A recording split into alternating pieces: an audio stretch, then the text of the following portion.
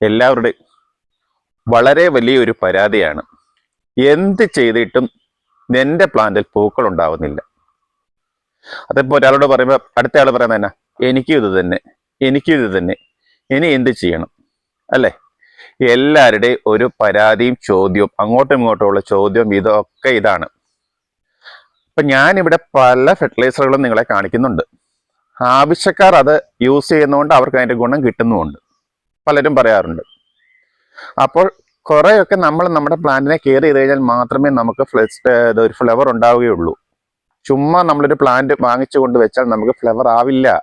അത് ഞാൻ ഈ കിടന്ന് എന്ത് പറഞ്ഞാലും നിങ്ങൾക്ക് മനസ്സിലാകില്ലെങ്കിൽ എനിക്ക് ഇനിയൊന്നും ചെയ്യാനില്ല. ശരിയല്ലേ? നിങ്ങൾ തന്നെ എൻ്റെ പഴയ വീഡിയോകളൊക്കെ എന്നെടുത്ത് നോക്ക്. അതിനകത്ത് ഞാൻ നിങ്ങൾക്ക് ആവശ്യമുള്ള പല പല കാര്യങ്ങളും ഞാൻ എന്നത്തെ പറയുന്നുണ്ട്. അത് കെയർ ചെയ്ത് കേൾക്കുന്നവർക്ക് അതിൻ്റെ ബെനിഫിറ്റും ഉണ്ടാകുന്നുണ്ട്. അത് വേറൊരു കാര്യം. ഇപ്പം സാധാരണ രീതിയിൽ ഉണ്ടാകുന്ന എന്താ, നമ്മളൊരു നഴ്സറിയിൽ അല്ലെ എവിടെയെങ്കിലും ട്രാവൽ ചെയ്യുന്ന വഴിക്ക് ഒരു വഴി സൈഡിലുള്ള ഒരു നഴ്സറിയിൽ നമ്മൾ നോക്കുമ്പോൾ നല്ലൊരു ഫ്ലവർ ഓർക്കിഡിൻ്റെത് പ്ലാന്റ് നിൽക്കുന്നത് കാണാം. അവർ പറയുന്ന വില കൊടുത്ത് നമ്മളത് വീട്ടിലേക്ക് കൊണ്ടുവെക്കും. വീട്ടിൽ കൊണ്ടുവച്ച് ചിലപ്പോൾ അത് വിരിഞ്ഞിട്ട് ഒരു 1.5 മാസം 2 മാസം കഴിഞ്ഞ പ്ലാന്റ് ആയിരിക്കും, നമ്മൾ അറിയുന്നില്ല. 2 ദിവസം കഴിയുമ്പോൾ മൂലം അതിൻ്റെ ഫ്ലവർ കൊഴിയാൻ തുടങ്ങും. കുറെ കഴിയുമ്പോഴത്തേന് ആ ഫ്ലവർ മുഴുവൻ കൊഴിഞ്ഞതങ്ങ് പോകും. പിന്നെ നമ്മൾ എന്താ ചെയ്യുന്നത്, വെള്ളം ഒഴിച്ചാലായി, വല്ലപ്പോഴും കുറച്ച് വെള്ളം ഒഴിച്ചു കൊടുത്ത് അതിനെ അങ്ങനെ നിർത്തും. എന്നിട്ടുള്ള പരാതി, അതിന് പൂക്കൾ ഉണ്ടാകുന്നില്ല. മേടിച്ച സമയത്ത് പൂക്കൾ ഉണ്ടായിരുന്നു, പിന്നെ അതിന് പൂക്കൾ കിട്ടുന്നില്ല. ഇത് തന്നെയാണ് എല്ലാവരുടെയും ഒരു അനുഭവം. നമ്മൾ ഈ പ്ലാന്റിന് നമ്മൾ ഫെർട്ടിലൈസർ കൊടുത്ത് അതിനെ നല്ല രീതിയിൽ കെയർ ചെയ്തെങ്കിൽ മാത്രമേ നമുക്ക് അത് ഫ്ലവർ തരികയുള്ളൂ. അല്ലെങ്കിൽ ഒരു കാരണവശാലും നമുക്ക് ഒരു പ്ലാന്റിൽ നിന്നും ഒരു പൂ പോലും കിട്ടില്ല. പിന്നെ കിട്ടും കേട്ടോ, നമ്മുടെ ചെമ്പരത്തിയും അങ്ങനെയുള്ള സാധനങ്ങളൊക്കെ ഇല്ലേ, അതിനൊക്കെ നമ്മൾ ഇച്ചിരി വെള്ളമൊക്കെ ഒഴിച്ചു കൊടുത്താൽ അതിന് ഫ്ലവർ കിട്ടും. അതിന് ഈ പറഞ്ഞ വലിയ കെയർ ഒന്നും വേണ്ട. അപ്പോൾ ഇന്ന് ഞാൻ കാണിക്കുന്ന ഒരു ഫെർട്ടിലൈസറാണ്, ഫെർട്ടിലൈസർ അല്ല, ഒരു മൈക്രോ ന്യൂട്രിയൻ്റ് ആണ്. അത് ന്യൂട്രീഷനും നമ്മുടെ പ്ലാന്റിന് നല്ല രീതിയിൽ വേണം. ഈ പോഷക ഘടകങ്ങളെല്ലാം ഒത്തു വന്നാലേ നമ്മുടെ പ്ലാന്റിന് ഫ്ലവർ ആവുകയുള്ളൂ. അല്ലാതെ ചുമ്മാ നമ്മൾ ഈ അത് കാണുന്നതൊക്കെ കൊടുത്തിട്ട് കാര്യമില്ല. അതിന് വേണ്ട സാധനങ്ങൾ വേണ്ട സമയത്ത് കൊടുക്കണം. വളരാനുള്ള സമയത്ത് ഗ്രോത്തിനുള്ളത് കൊടുക്കണം, അതിന് ആരോഗ്യം വരുത്തണം, അതിന് ശേഷം അതിന് ഫ്ലവറിങ് ഉള്ളത് കൊടുക്കണം. പിന്നെ എന്താ പറയുന്നത്, ഞാൻ കഴിഞ്ഞൊരു വീഡിയോയിൽ കണ്ടായിരുന്നു, പ്ലാന്റ് കണ്ടമാനം വളർന്നു പക്ഷെ ഫ്ലവർ ഉണ്ടായില്ല, കെമിക്കൽ ഫെർട്ടിലൈസർ അടിച്ചു കൊടുക്കാമെന്ന്. ഈ കെമിക്കൽ ഫെർട്ടിലൈസർ നിങ്ങൾ ദൈവത്തെ ഓർത്ത് ഈ ചൂട് സമയത്ത് അടിക്കരുത്. ഇപ്പൊ തന്നെ നമ്മുടെ ചൂട് കാരണം നമ്മുടെ പ്ലാന്റിന്റെ ഇലയൊക്കെ ബേൺ ആകാൻ തുടങ്ങിയിട്ടുണ്ട്. അത് പലർക്കും അനുഭവം ഉണ്ടാകും. അതുകൊണ്ട് കെമിക്കൽ വെച്ചാൽ അതും ചൂടാണ്, വെളിയിലുള്ള ചൂടും കൂടി ആകുമ്പോൾ നമ്മുടെ പ്ലാന്റ് സർവൈവ് ചെയ്യാൻ അതിന് ഭയങ്കര പാടായിരിക്കും. അത് പിടിച്ച് നിൽക്കാനായിട്ട് കിടന്ന് കഷ്ടപ്പെടും. അപ്പൊ അതുകൊണ്ട് ദൈവത്തെ ഓർത്ത്, പ്ലാന്റിനെ കൊല്ലണം എന്ന് ആഗ്രഹമുള്ള ആരും പ്ലാന്റിന് ഇപ്പോൾ കെമിക്കൽ ഫെർട്ടിലൈസർ ദൈവത്തെ ഓർത്ത് കൊടുക്കരുത്. അതേസമയം എങ്ങനെയെങ്കിലും എനിക്കൊരു പൂ കണ്ടാൽ മതി, അത് കഴിഞ്ഞാൽ പ്ലാന്റ് പൊക്കോട്ടെ എന്ന് തോന്നുന്നവർ കെമിക്കൽ കൊടുത്തോ, ഒരു പ്രശ്നമില്ല, പൂ ഉണ്ടാകും 100%. നമുക്കിപ്പം ഒരു 2-3 ആഴ്ച അടുപ്പിച്ച് കൊടുത്തു കഴിഞ്ഞാൽ 4ാമത്തെ ആഴ്ച ബഡ് സ്റ്റാർട്ട് ചെയ്യും. പക്ഷേ ആ ബഡോട് കൂടി ആ പ്ലാന്റ് പോകും എന്നുള്ളത് നിങ്ങളൊന്ന് ഓർത്തോളുക. വെച്ചാൽ അത്രയ്ക്ക് ചൂടാണ് ഇപ്പം. ഇന്നത്തെ നമ്മുടെ ഒരു ഫ്ലവറിങ്ങിനുള്ള ഫെർട്ടിലൈസർ തന്നെയാണ്. അത് എന്താണെന്ന് ഞാൻ നിങ്ങളെ കാണിച്ചു തരാം. അപ്പോൾ നമുക്ക് വീഡിയോയിലേക്ക് പോകാം അല്ലേ? വാ, എല്ലാവരും വാ. ഈ പ്ലാന്റ് കണ്ടോ നിങ്ങൾ?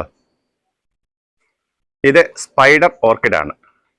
ഈ വെറൈറ്റി എന്ന് പറഞ്ഞാൽ ഇതുപോലെയാണ്, കുറേ വളർന്നതിന് ശേഷം മാത്രമാണ് ഇതിന് ഫ്ലവർ വരുന്നത്. അല്ലെ നമ്മളത് കട്ട് ചെയ്ത് കളയണം. അന്നേരം ഇത്ര ഹൈറ്റ് വെക്കുകയില്ല. ഉണ്ടോ?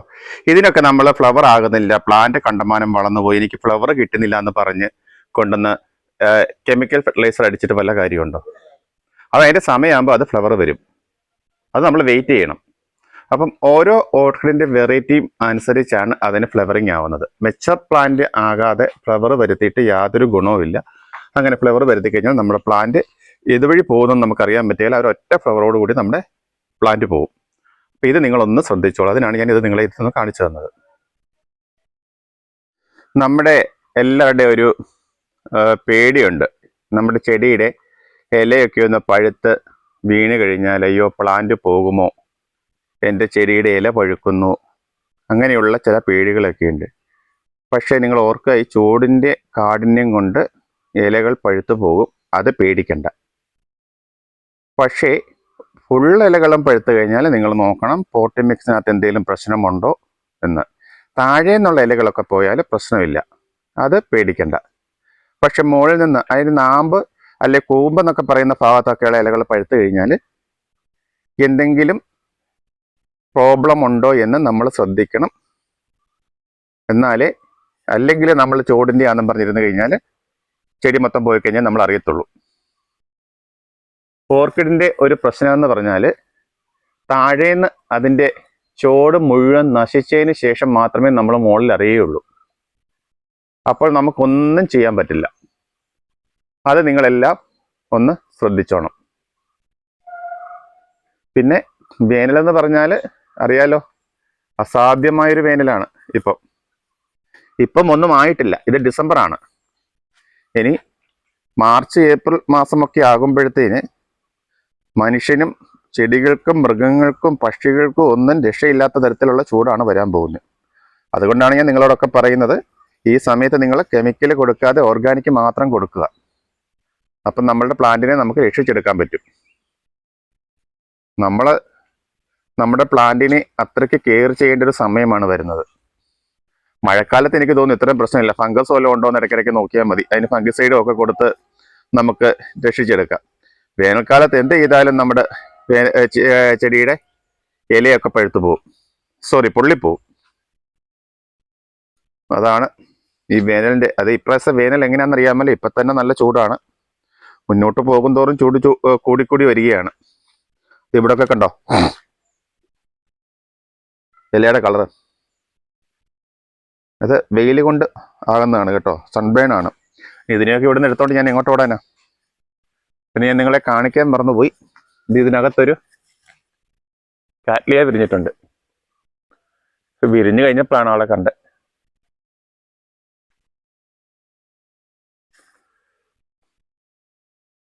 അപ്പം നമ്മുടെ ഇന്നത്തെ ഫെർട്ടിലൈസറെല്ലാം ഞാൻ നമ്മുടെ സ്പ്രേയറിനകത്താക്കി വെച്ചിട്ടുണ്ട്. ഇത് നമുക്കത് സ്പ്രേ ചെയ്ത് കൊടുക്കാം.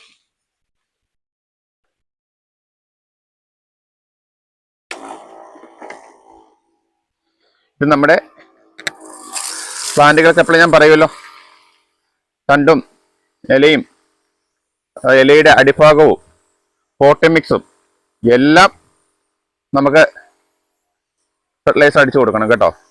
അല്ലാതെ ഇലയിൽ മാത്രം അടിച്ചു കൊടുത്തിട്ട് കാര്യമില്ല. മൊത്തം അങ്ങോട്ട് അവനെ ശരിക്കും പറഞ്ഞാൽ കുളിപ്പിച്ചെടുക്കണം. അതാണ് വേണ്ടത്. ഇതൊക്കെ വീഡിയോ സ്കിപ്പ് ചെയ്യാതെ കണ്ടു കഴിഞ്ഞാൽ അതിന്റെ ഗുണങ്ങൾ നിങ്ങൾക്കുണ്ടാകും.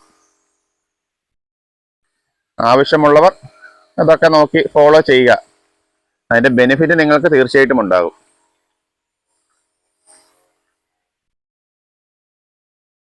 ഈ രീതിയിൽ മൊത്തം അങ്ങ് സ്പ്രേ ചെയ്തെടുക്കുക. പിന്നെ എപ്പോൾ ശ്രദ്ധിച്ചോണം, വെയിൽ വരുന്നതിന് മുമ്പ് തന്നെ നമ്മൾ ഫെർട്ടിലൈസർ കൊടുക്കാൻ ശ്രദ്ധിക്കുക. വെയിൽ വരാൻ നിങ്ങൾ ആരും നോക്കി നിൽക്കരുത്. രാവിലെ തന്നെ ഒന്ന് എഴുന്നേൽക്കുക. ഇപ്പൊ രാവിലെ എഴുന്നേക്കാൻ പാടാണ്, അത് ശരിയാ. ഈ മഞ്ഞത്തൊക്കെ ആയിട്ട് നമുക്ക് ചിലപ്പോൾ ഈ രാത്രിയുടെ ചൂടും ഒക്കെ രാത്രി ചിലപ്പോൾ തണുപ്പാ, മഞ്ഞ് ഒക്കെ ഉള്ളത് കൊണ്ട് എഴുന്നേക്കാൻ പാടാണ്. തന്നെയിൽ ഒരു 6:30 ആകുമ്പോഴാണ് ഇപ്പം വെട്ടം വീഴുന്നത്. ഞാൻ നേരത്തെ 5 മണിക്ക് എഴുന്നേറ്റിരുന്നത് ഞാനിപ്പം 6 മണിയായി എഴുന്നേൽക്കുമ്പോൾ തന്നെ വെളിയിൽ വെട്ടം വീഴില്ല.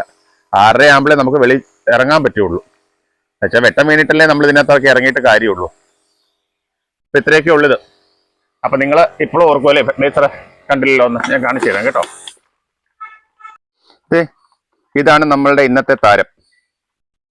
പേര് വായിക്കാൻ പറ്റുന്നുണ്ടല്ലോ, അംബീഷൻ. വളക്കടകൾ കിട്ടും. ഇത് വളക്കടകളിൽ ചോദിച്ച് അംബീഷൻ എന്ന് പറഞ്ഞാൽ മതി, ഈ സാധനം നിങ്ങൾക്ക് കിട്ടും. അല്ലെങ്കിൽ ഓൺലൈനിൽ ഉണ്ടോ എന്ന് എനിക്കറിയില്ല കേട്ടോ. അപ്പൊ ഇതിന്റെ മെഷർമെന്റ് നിങ്ങൾ, അതായത് റേഷ്യോ നിങ്ങൾ മറന്നു പോകരുത്. 2 ml 1 ലിറ്റർ വെള്ളത്തിൽ 2:1. അപ്പൊ നമ്മുടെ ഓർഗാനിക് ഫെർട്ടിലൈസർ ഞാൻ 1:3 2:2 എന്നൊക്കെ പറയുമ്പോൾ, അല്ലെ 1:1 എന്നൊക്കെ പറയുമ്പോൾ 1 ലിറ്റർ വെള്ളത്തിന് 1 ലിറ്റർ ഫെർട്ടിലൈസർ ആണ്. ഇത് പക്ഷേ 2:1 എന്ന് പറയുമ്പോൾ നമ്മുടെ 2 ml 1 ലിറ്റർ വെള്ളത്തിൽ, അത് നിങ്ങൾ ആരും മറന്നു പോകരുത് കേട്ടോ. ആ ഒരു റേഷ്യോയിൽ വേണം നമ്മൾ ഇത് അപ്ലൈ ചെയ്യാനായിട്ട്. അത് പ്രത്യേകം ഓർത്തോണം, കൂടിപ്പോകണ്ട. എപ്പോഴും ഞാൻ പറയുന്ന പോലെ നിങ്ങൾ നിങ്ങളുടെ ഒരു പ്ലാന്റിന് കൊടുത്തു നോക്കുക ഈ ഫെർട്ടിലൈസർ വാങ്ങിച്ചിട്ട്. എന്നിട്ട് പ്ലാന്റിന് എങ്ങനെയുണ്ട്, ഗ്രോത്ത് ഉണ്ടോ, വ്യത്യാസമുണ്ടോ എന്ന് നോക്കിയതിന് ശേഷം 1 ആഴ്ച കഴിഞ്ഞ് 2 ആഴ്ച കഴിഞ്ഞിട്ടോ നിങ്ങൾ നിങ്ങളുടെ മറ്റുള്ള പ്ലാന്റിന് കൊടുത്താൽ മതി. ഞാൻ ഈ കൊടുത്തെന്നും പറഞ്ഞ് നിങ്ങൾ നിങ്ങളുടെ എല്ലാ പ്ലാന്റിനും കൊടുക്കണ്ട. മാസത്തിൽ ഒന്നേ ഇത് കൊടുക്കാവുള്ളൂ. ഞാനിത് ഒരു പ്രാവശ്യം അപ്ലൈ ചെയ്തിരുന്നു, അത് നിങ്ങളെ ആരെയും കാണിച്ചില്ല. എന്ന് വെച്ചാൽ ഞാൻ പറയാറുണ്ടല്ലോ, എപ്പോഴും ഞാനൊന്ന് അപ്ലൈ ചെയ്ത് നോക്കിയിട്ട് പ്ലാന്റിന് കുഴപ്പമില്ലെങ്കിൽ മാത്രമേ നിങ്ങളിലേക്ക് ഇത് എത്തിക്കുകയുള്ളൂ. ഇത് 2ാം പ്രാവശ്യമാണ് ഞാൻ കൊടുക്കുന്നത്. അപ്പം മാസത്തിൽ ഒന്നേ ഇത് കൊടുക്കാവുള്ളൂ കേട്ടോ. അത് ഒന്ന് ശ്രദ്ധിച്ചോണം. പിന്നെ ഇതിനകത്ത് തന്നെ മെഷറിംഗ് കപ്പ് ഉണ്ട്. ഇതൊരു മെഷറിംഗ് കപ്പാണ് ഇതിനകത്ത് ഇരിക്കുന്നത്. ഇതിലൊക്കെ ആ സൈഡിൽ മെഷർമെന്റ് ഉണ്ട്. നമുക്ക് മെഷറിങ് ഈസി ആയിട്ട് എടുത്ത് നമ്മുടെ പ്ലാന്റിന് കൊടുക്കാൻ പറ്റും. അപ്പം നമ്മുടെ ഇന്നത്തെ വീഡിയോ എല്ലാവരും കണ്ടല്ലോ. അപ്പം നമ്മൾ ഇന്ന് കൊടുത്ത സാധനം ഞാൻ ഒന്നുകൂടെ ഒന്ന് കാണിക്കാം. അംബിഷൻ എന്നാണ് ഇതിൻ്റെ പേര്. ഈ മൈക്രോ ന്യൂട്രിയൻ ഫെർട്ടിലൈസറിൻ്റെ കൂടെ തന്നെ നമുക്കൊരു മെഷറിംഗ് കപ്പുണ്ട്. അതിനകത്ത് സൈഡിലൊക്കെ അതിൻ്റെ മെഷറിംഗ് ഒക്കെ എഴുതിയിട്ടുണ്ട്. അപ്പം അതൊക്കെ നോക്കിയിട്ട് നിങ്ങൾ പ്ലാന്റിന് കൊടുത്ത് നോക്കുക. പിന്നെ മാസത്തിൽ ഒന്നേ കൊടുക്കാവുള്ളൂ, അത് പ്രത്യേകം ഓർത്തോണം. അപ്പോൾ ഇന്നത്തെ ഈ വീഡിയോ നിങ്ങൾക്കെല്ലാം ഉപകാരപ്രദമായി എന്നാണ് ഞാൻ വിശ്വസിക്കുന്നത്. നിങ്ങൾ ഇത് വാങ്ങി ഉപയോഗിച്ച് നോക്കുക. ഉപയോഗിച്ച് നോക്കിയിട്ട് നിങ്ങൾ അതിൻ്റെ അഭിപ്രായം നിങ്ങളൊന്ന് അറിയിക്കുക. പറ്റുമെങ്കിൽ മാത്രം, ഞാൻ ആരെയും ബുദ്ധിമുട്ടിക്കുന്നില്ല. നിങ്ങൾക്ക് പറ്റുമെങ്കിൽ മാത്രം നിങ്ങളുടെ അഭിപ്രായം ഒന്ന് നമ്മളെ ഒന്ന് അറിയിക്കുക. അതുപോലെ തന്നെ പുതിയതായി ഈ വീഡിയോ കാണുന്നവരോട്, നമ്മുടെ ഈ ചാനൽ കാണുന്നവരോട് ഒരു റിക്വസ്റ്റ് ആണ്, നിങ്ങൾക്ക് ഇതിൽ നിന്ന് എന്തെങ്കിലും കിട്ടുന്നു എന്ന് തോന്നിയാൽ, ഈ ഒരു ചാനൽ നിങ്ങൾക്ക് ബെനിഫിറ്റ് ഉണ്ട് എന്ന് തോന്നിയാൽ നിങ്ങളൊന്ന് സബ്സ്ക്രൈബ് ചെയ്ത് കൂടെ കൂടുക. അപ്പോൾ മറ്റൊരു വീഡിയോയിൽ കൂടെ വീണ്ടും കണ്ടുമുട്ടാം എന്നുള്ള ശുഭാപ്തി വിശ്വാസത്തോടെ ഇന്നത്തെ വീഡിയോ ഞാനിവിടെ പൂർത്തിയാക്കിയാണ്.